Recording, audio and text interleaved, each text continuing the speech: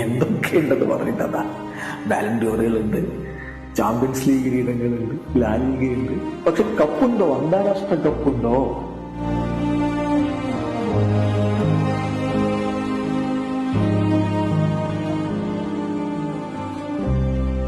ഇനി അതൊന്ന് ചോദിച്ചേ. ഒന്നല്ല, 4 അന്താരാഷ്ട്ര കിരീടങ്ങളാണ്. എണ്ണം പറഞ്ഞ 4 അന്താരാഷ്ട്ര കിരീടങ്ങളാണ് ലിയോ മെസ്സിക്ക് ഇപ്പോഴുള്ളത്.